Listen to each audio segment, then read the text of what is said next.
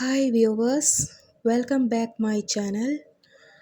நான் வித்யா ருத்ரன்.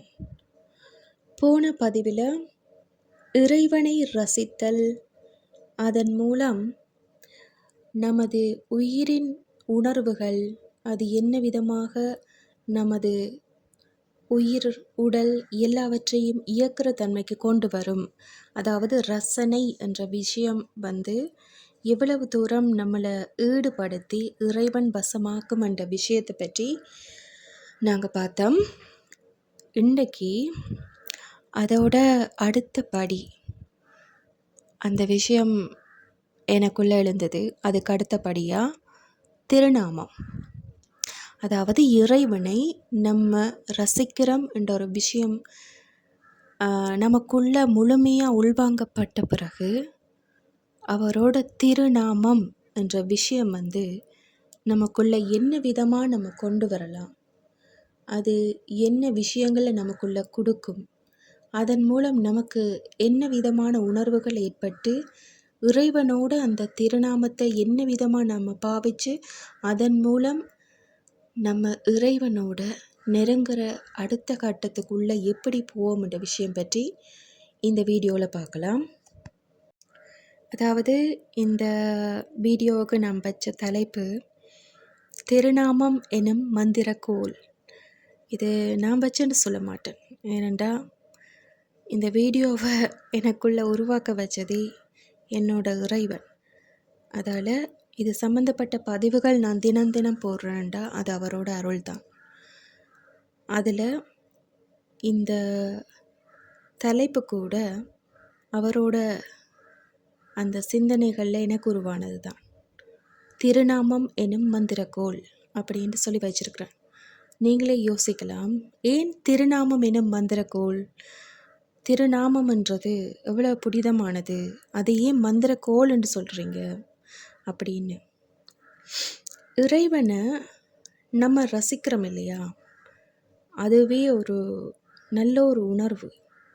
அந்த உணர்வோடையே அந்த திருநாமம் என்ற விஷயம் நம்ம யூஸ் பண்ணுற விதம், அதாவது அதை எப்படி எங்களோட வாழ்க்கையில் அதை கொண்டு வரோம் என்ற விஷயம்தான் அந்த மந்திரக்கோல் என்ற இதில் நான் குறிப்பிட்டிருக்கேன்.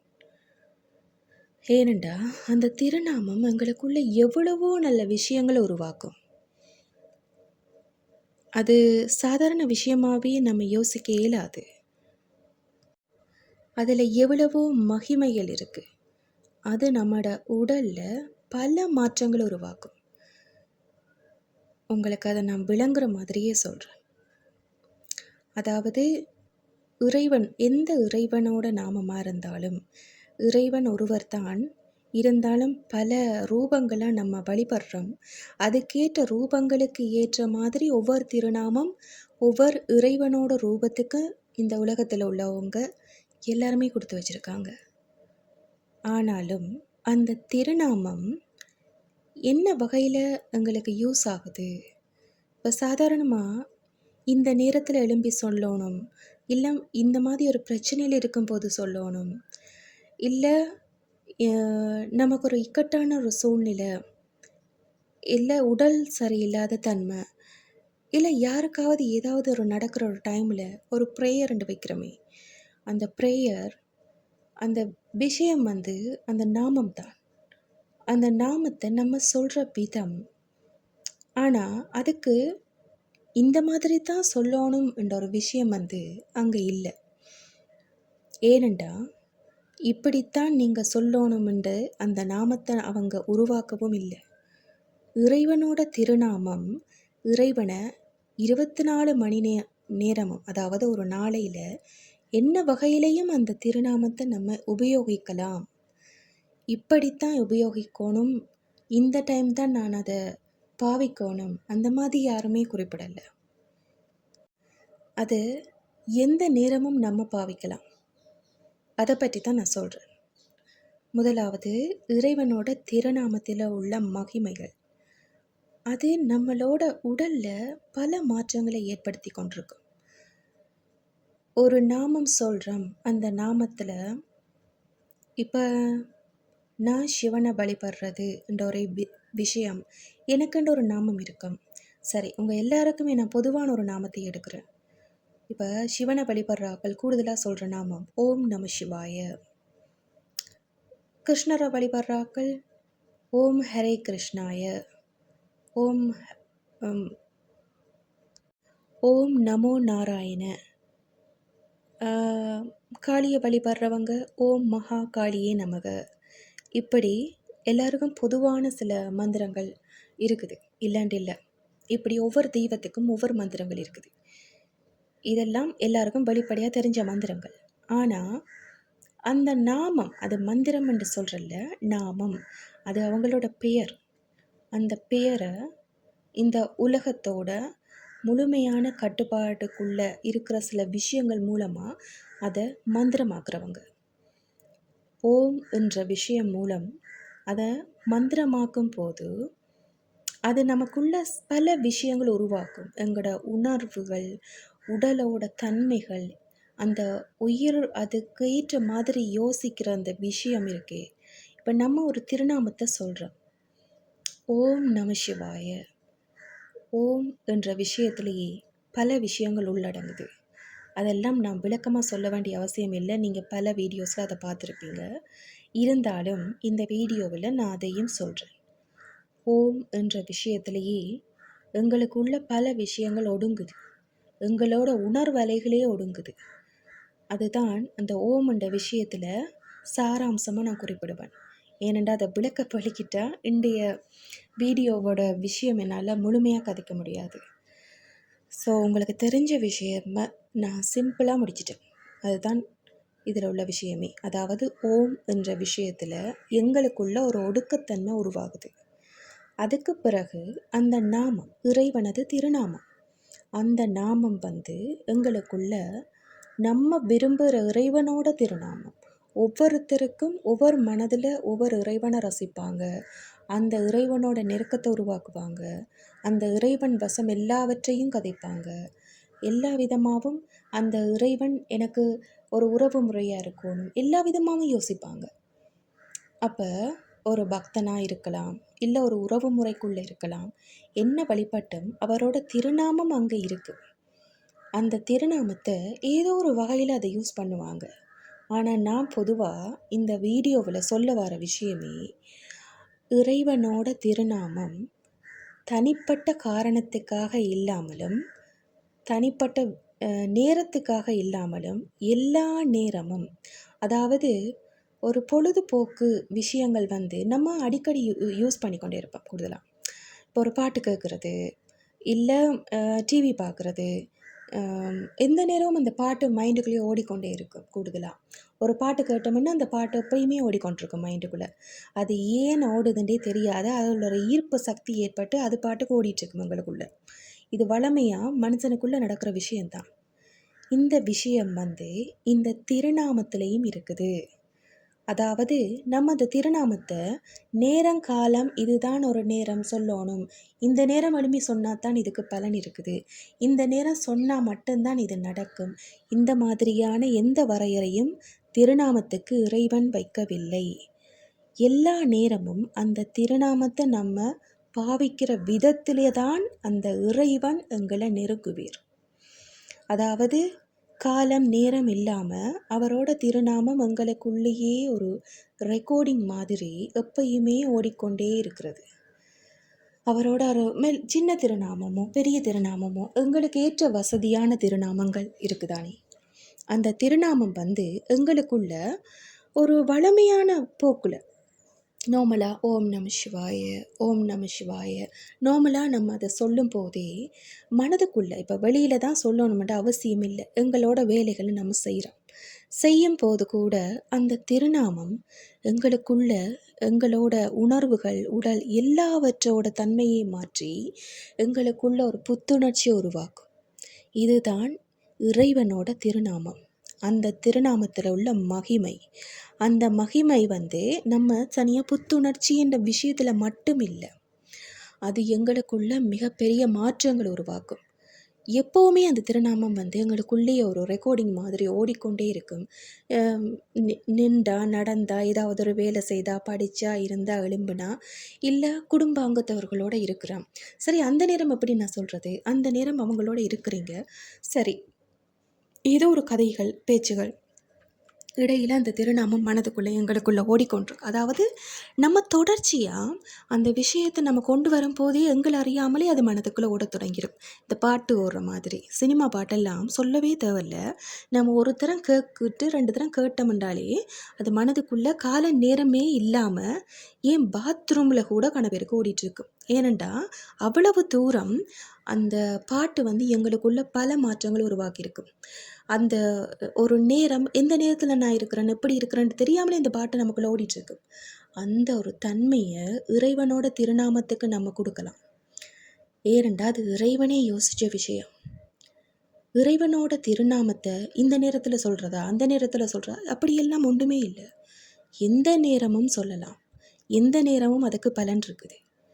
ஏனெண்டா அந்த திருநாமத்தை சொல்லும் போது மட்டும்தான், அதாவது திரும்ப திரும்ப நம்ம மனதுக்குள்ளேயே உள்வாங்கி அது எங்களுக்குள்ள ஒரு ஆடியோ ரெக்கார்ட் மாதிரி ஓடிக்கொண்டே இருக்கக்குள்ள மட்டும்தான் எங்களோட உடல், உயிர், அந்த உயிரோட தன்மை எல்லாமே இறைவன் வசமாகறதுக்கு ஒரு சரியான பாதையை கொண்டு போகும்.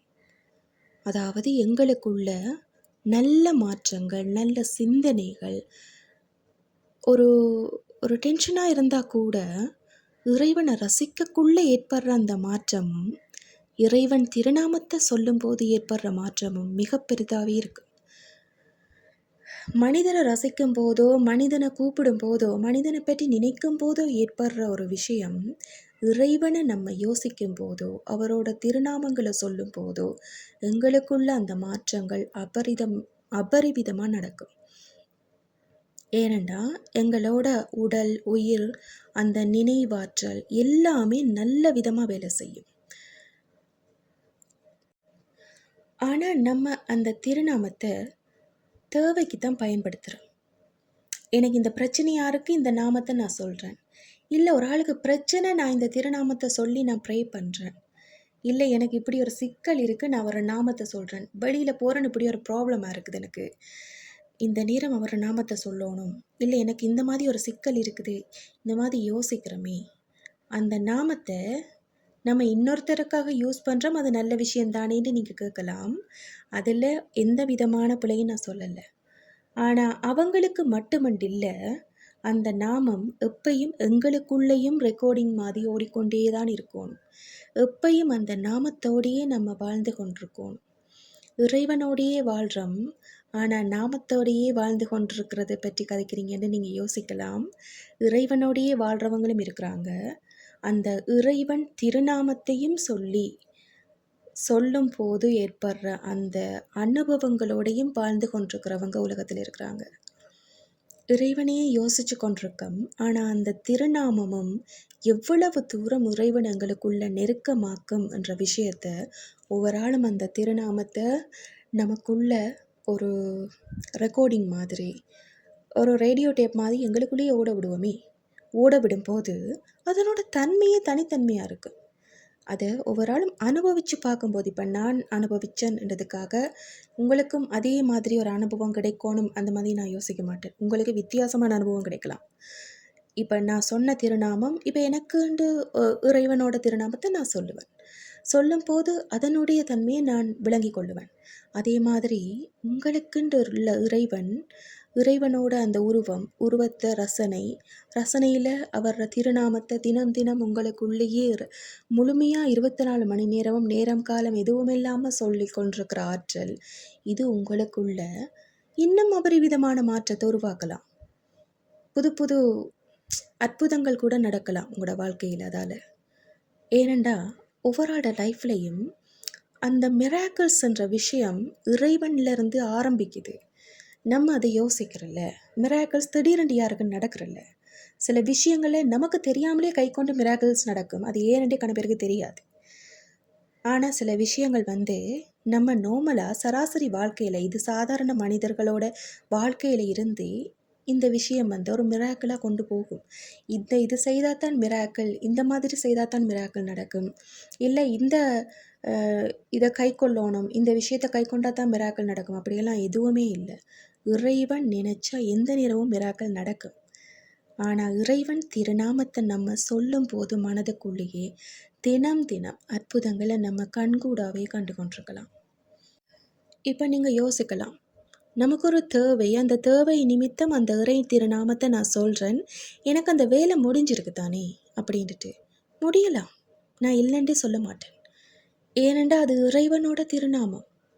ஆனால் அந்த இறைவனை நீங்கள் நெருங்குறதுக்குரிய வழி வந்து அங்கே இன்னும் பேரியர் போட்ட மாதிரி தான் இருக்கு, ஒரு பிளாக்கேஜில் தான் இருக்குது.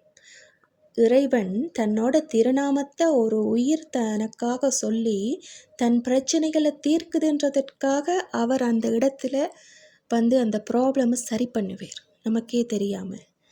ஆனால் அந்த திருநாமமே எங்கள் உடலோட உயிரோட ஒன்றிணைஞ்சு 24 மணித்தியாலமும் தினம் தினம் ஒன்றிணைஞ்சே இருந்து அவங்க நினைவாக நம்ம எல்லா விஷயங்களையும் இந்த பூலோகத்தில் செய்யும் போது இறைவன் வசமாகிற பாதையும் நமக்காக திறக்கும். இறைவனே கூட இருந்து அந்த வழியில் நம்மளை கொண்டு போவார். இது நான் கண்கூடாக கண்ட உண்மை. அதால் தேவை நிமித்தம் பாவிக்கிறது என்ற விஷயம் வந்து சாதாரணமாக எல்லாருமே செய்கிறது தான். நான் இந்த நாமத்தை சொன்னேன், இதை பற்றி இந்த டைம் இதை சொன்னேன், எனக்கு இது நடந்தது. அது எங்களோட என்ன சொல்கிறது, நமக்கு ஒரு தேவை, அந்த தேவை நிமித்தம் நம்ம அண்ட சராசரத்திட்டே கேட்குறோம், அது அந்த நாம மூலம் அது நமக்கு நடக்குது. ஆனால் இறைவனோட நெருக்கம் அங்கே இருக்காண்டா அது ஒரு கேள்விக்குறியாக இருக்கும்.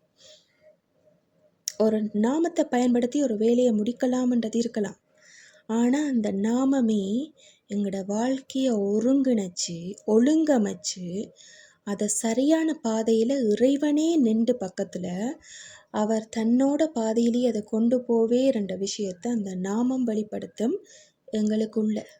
ஏன்னா எங்களை சரி பண்ணுறத ஒரு வேலையை அந்த நாமம் அங்கே கொண்டு போகுது. அது நமக்கே தெரியாமல் நடக்குது. அதால் பல அற்புதங்களை வாழ்க்கையில் நம்ம பார்க்கலாம். ஸோ இன்றைக்கு நான் கதைக்க நினச்ச விஷயமே தான், இறைவனோட திருநாமம் ஒரு மந்திரக்கோள். அந்த மந்திரக்கோளை நம்ம எப்படி யூஸ் பண்ணணும், என்ன விதமாக சொல்லணும், அதை சொல்லும்போது நமக்குள்ளே ஏற்படுற மாற்றங்கள், நம்மளோட வாழ்க்கையில் முன்னுக்கு நடக்கிற மாற்றங்கள் எல்லாத்தையுமே நம்ம கண்கூட காணலாம். ஓகே வியூவர்ஸ், இந்த விஷயம் உங்களுக்கு விளங்கி இருந்ததுண்டா, இல்லை இந்த வீடியோ பிடிச்சிருந்ததுண்டா லைக் பண்ணுங்கள், சப்ஸ்கிரைப் பண்ணுங்கள். இன்னும் ஒரு வீடியோவில் இறைவனோட பாதை, அந்த பாதையில் அடுத்த படிக்கல் என்ன விதமாக இருக்குமன்றதோட நான் உங்களை மீட் பண்ணுறேன். நான் உங்களோட வித்யா ருத்ரன். நன்றி.